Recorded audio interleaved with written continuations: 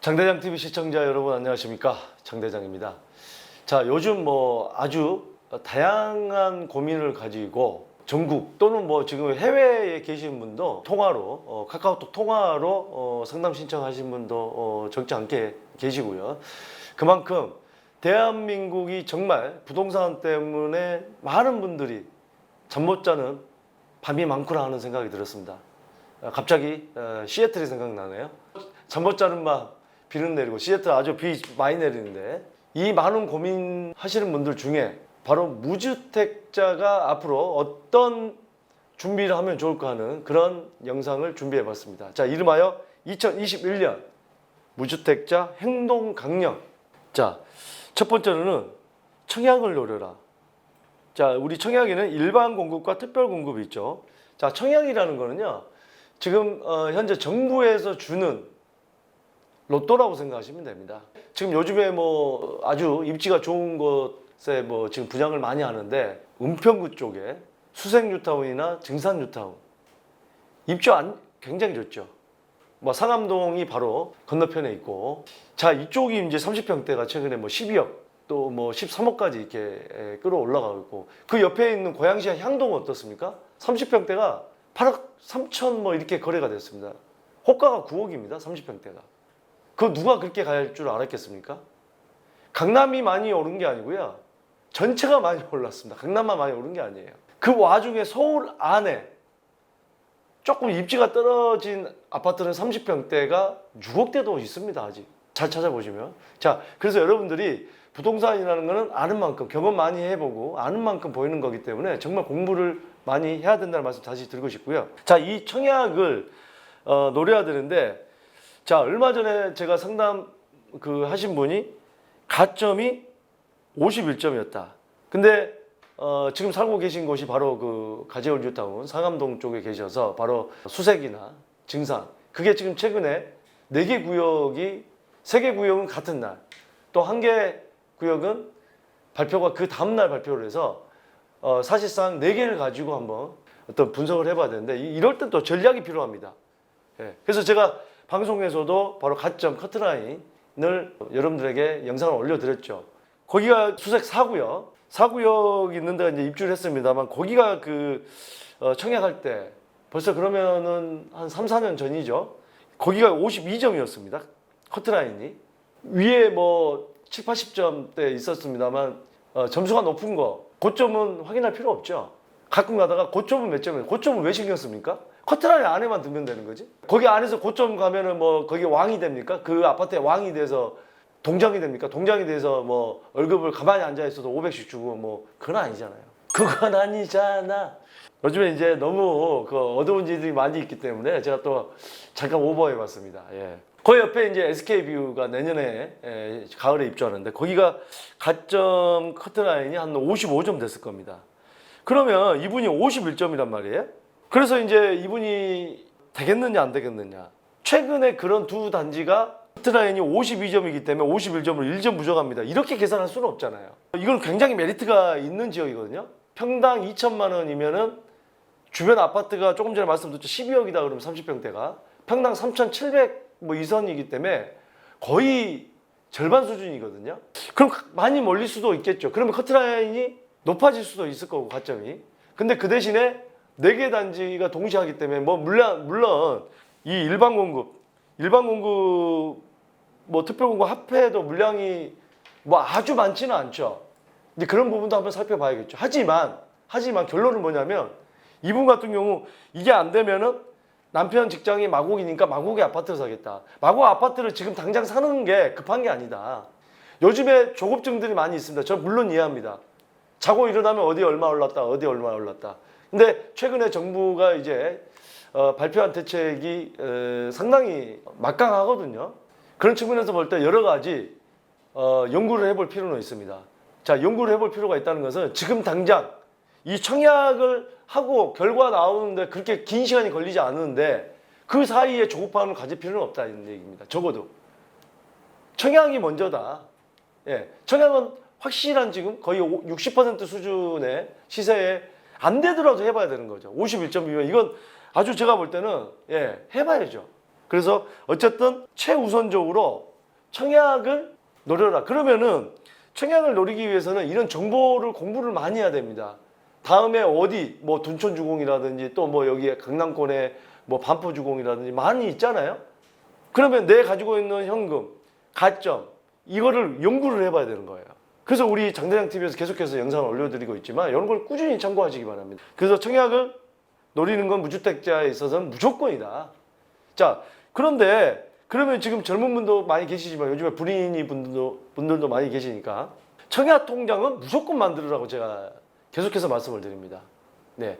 특별공급이면 특별공급에 해당되는지 특별공급에 대해서 그걸 알아야 돼요. 다자녀에 들어갈지 뭐 노부모 부양에 들어갈지 신혼부부에 들어갈지 생애 최초로 들어갈지 이번에 또 생애 최초 물량을 공공분양이 아니고 일반 공급에도 늘리겠다고 또 정부가 발표를 했잖아요. 그러면 이런 여러 가지 정책과 시장 상황을 살펴가라.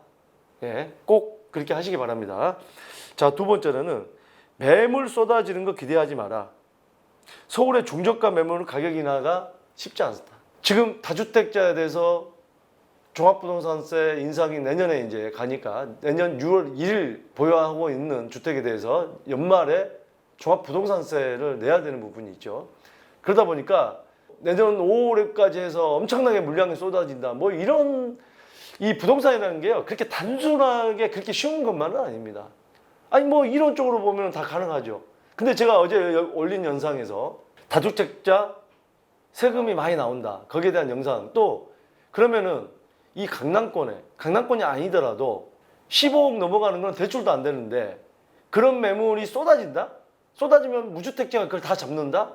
대출도 안 받고서 15, 16, 17억 하는 아파트들 그거 다 잡을 수 있을까요? 상식적으로 생각해도 그런 말이 안 되잖아요. 그러면은 중저가 매물들은 제가 어제 그 종부세 마포의 아파트 그거 꽤 유명한 아파트고 꽤 비싼 아파트지만 그 정도는 뭐 견뎌 볼만도 하지 않나 하는 어떤 생각도 있습니다. 근데 그 밑에 아파트들은 종부세 크게 그렇게 나오지가 않습니다. 그런 매물들이 쏟아질 거라고는 생각하시면 안 돼요. 그래서 무조건 기다리는 게 산책은 아니다. 막 쏟아지겠다. 본인이 쏟아지는데 20억, 30억짜리 무주택자들 지금 다 살 수 있나요? 자, 그런 부분. 세 번째로는 6억 이하 매물 지금 사도 좋다. 제 영상을 꾸준히 보신 분들은 늘 감사해야 합니다. 코로나 이후로 많은 분들이 거의 대부분의 분들이 집값 폭락한다고 했을 때 제가 생각이 바뀌지 않았던 유일한 사람이지 않나. 근데 이 매물들은 지금 최근에 뉴스를 보면은 600채 가지고 임대 사업 하시는 분들 뭐 경매에 나갔다 300채 날라갔다 이런 분들은요 대부분 보면은 신도시 쪽에 막 많이 사들인 그런 분들이 많고 저가 매물들 있죠.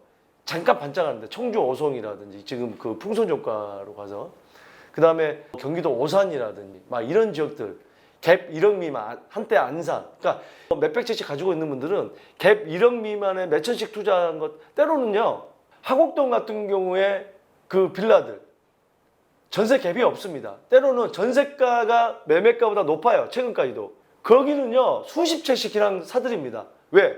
돈을 오히려 받습니다. 전세가가 높은 걸 받아요. 그거 100채, 200채, 300채 웬만한 그거 못 사겠습니까? 근데 그런 게 경매로 날아갈 수가 있어요. 경매로 그렇게 수백 채씩 날아가는 매물들은 사실상 투자 측면에서 볼 때는 그렇게 매력이 있는 매물들이 아니에요. 그렇게 매력 있는 실거주하면서 서울권에 실거주하면서 지금 4억대, 5억대 꾸준히 올라가는 이유를 제가 말씀드렸어요. 대출에 대한 메리트가 있다. 생애 최초라든지 여러 가지 소득 요건을 갖춰주면. 그래서 그런 매물들은 실거주가 많기 때문에 떨어지지가 않다. 꾸준한 수요가 있다. 청약이 안 되는 사람들 다 이런 매물로 오거든요. 근데 여러분들 보세요. 조금 전에 제가 말씀드렸지만 향동지구도 30평대 8억대다. 경기권에 웬만하면 이제는 30평대가 10억 올라간 곳도 많고 10억 가까이 다 갑니다. 서울권 안에 여기서 그렇게 멀지도 않고 한 20년 이상 된 아파트인데 한 3,000세대 넘는데도 6억대 하는 데 아파트가 있어요. 그게 제가 몇 달 전만 해도 5억대인데 6억까지 올라가는 6억대. 그런 매물들은 실거주로 사도 괜찮잖아요. 지금도. 다른 아파트에 비해서 굉장히 저렴하잖아요. 그래서 그런 매물들을 한번 눈여겨볼 필요는 있다. 자, 다음 디딤돌 대출이나 보금자리론. 자, 이거는 뭐 생애채초라든지 소득요건이라든지 이런 게 낮은 분들 이런 분들에게는 시중 금리보다 많게는 1% 이상 낮은 금리들이 있습니다. 그러면 내가 집을 사는데 지금 안 그래도 지금 금리가 떨어져서 대출 금리도 상대 뭐 이렇게 뭐 같이 많이 떨어졌죠. 그런데도 불구하고 1% 정도까지 맥시멈 혜택을 볼 수 있다고 한다면 금리 혜택을 얼마나 좋습니까? 얼마나 좋을까요? 네. 그래서 이런 모든 걸 많이 알아야 된다. 알고서 은행에 전화해보고 자꾸 전화해서 물어보고 적극적으로 해야 됩니다. 바빠서 직장 다니는데 바빠서 일하는데 바빠서 맞습니다. 부동산 하는 분들도 너무 바쁘다 보니까 자기가 중이 제 머리 못 깎는다고. 아이고 죄송합니다. 오늘 또 시청하시는 분들 스님들도 요즘에 많이 보시는데 예. 뭐 이거는 비하하는 게 아닙니다. 예. 이거는 뭐 일종의 우리나라에서는 속담하고도 같은 겁니다. 중이 제 머리 못 깎는다는 거는 일종의 속담으로 우리는 여겨지는 거죠. 예. 자, 5번째. 취득세 감면 대상 주택, 수도권의 4억, 비수도권의 3억권이 이 주택을 살 때는 바로 취득세가 50% 감면, 또 1억 5천 이하는 뭐 100% 감면, 뭐 이런 제도가 있기 때문에 물론 서울권에서는 1억 5천 이하는 찾기 힘들겠지만 4억짜리는 그래도 있습니다. 아주 열심히 노력을 한다면 찾을 수 있어요.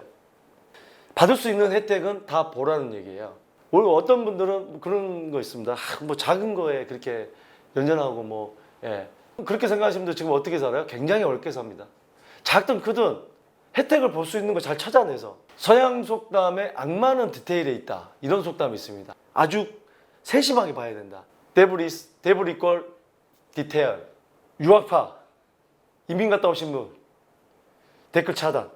그리고 내 자산이 들어간 것은 바로 한치의 오차도 있으면 안 됩니다. 우리도 보면 A4를 회사에서 A4를 쓸데없이 그냥 신문기사 보고 막 뽑아놓고 바로 이면지 입장으로 들어갑니다. 예전에 그런 직원이 있었어요. 그래서 야 쓸데없이 왜 그 신문기사 보지도 않으면서 뽑아가지고 다 이면지로 바로 들어가고 했더니 저한테 뭐라고 그러냐면 아이 뭐 대표님 그 작은 거 가지고 이렇게 그러시 지 거라고 그러면 그렇게 합니까? 갑자기 또 화가 나려고 그러네. 지 거는요 돈 10원짜리도 안 쓰려고 그러죠. 커피 한 잔도 안 삽니다 남한테. 남의 거는 펑펑 써댑니다. 그런 마인드는요 절대 돈 못 법니다. 내 것은 남의 것. 남이 커피 한 잔만 사줘도 정말 감사한 줄 알고 꼭 갚을 줄 알고 이런 사람이 돈을 법니다. 공짜 좋아하시는 분들 돈 못 벌어요. 예, 공짜 좋아하시는 분들 그 습관부터 버리세요. 얻어먹으려고 하는 습관. 어디 가면 꼭 그런 데 있어요. 단체 모임에 가면 돈 얼마씩 걷자 그러면 뒤로 빠집니다. 왜 지는 빠져? 제가 그래서 모임에 안 다닙니다. 저는 어디 모임에 안 다녀요. 코로나 때문에 그런 게 아니고 예. 우리 댓글을 보니까 저만 보면 웃음이 난다는 댓글이 있는데 봤습니까? 예. 어떤 분은 또 썰렁하다고 하고 썰렁한 게 또 매력이다고 하고 참 예. 자 6번째 청약에 주택수 포함되지 않은 부동산. 자 청약에 주택수에 포함이 되는지 안 되는지 잘 알아야 돼요. 최근에도 들어온 질문 중에 오피스텔 샀는데 이게 주택수에 포함됩니까 안 됩니까? 양도세는 포함이 될 수가 있죠. 이건 물론 그 양도세도 여러 가지 테크닉이 필요합니다. 포함되지 않는. 그걸 뭐 제가 정확하게 이 영상으로 말씀드리긴 좀 그렇고요. 어쨌든 간에 오피스텔은 청약에는 포함되지 않는다. 주거용이든 사무용이든 주거용으로 전입신고를 해서 월세를 받고 있어도 청약에는 포함되지 않는다. 분양권은 이제 청약에 포함되죠. 분양권은. 그 다음에 전용 20제곱미터 이하 주택. 그러니까 다세대든 전용 20제곱미터, 전용 20제곱미터 이하는 가지고 있어도 청약에는 주택수에 포함이 안 됩니다. 무주택으로 간주됩니다. 단 한 채만 가지고 있어야 돼요. 2채 이상부터는 2호 이상부터는 안 됩니다. 자 그렇기 때문에 여러분들 제가 드리는 말씀은 지금 그런 분도 있어요. 내가 청약 가점을 높여가면서 부동산 사고 싶은데 못 사는 분들은 오피스텔이 됐든 전용 20제곱미터 이하 물론 무조건 사라는 게 아니에요. 좋은 입지, 월세를 잘 받을 수 있는 거 아니면 시세가 올라갈 수 있는 것 그런 곳에 투자를 하면서 무주택 기간을 계속 가져가라는 얘기예요. 적극적으로. 오늘은 무주택자 행동 강령에 대해서 말씀을 드렸고요. 자, 계속해서 2021년 1주택자 행동 강령, 2021년 다주택자 행동 강령에 대해서 계속해서 영상을 올려드리도록 하겠습니다.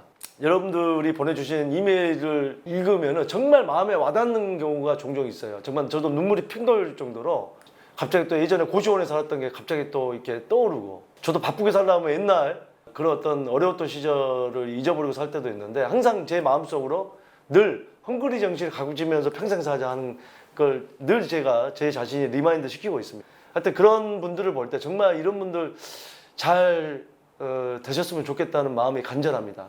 네, 그 진심으로요. 자, 오늘 제 영상을 보시고 여러분들의 생각은 어떠신지 댓글을 주시고요. 또 여러분들의 많은 고민 이메일과 문자를 주시면 계속해서 여러분들 고민을 해결해 드리겠습니다. 대한민국의 모든 분들이 부동산으로 아픔받는 고민하는 날이 없는 그날까지 최선을 다하겠습니다. 감사합니다.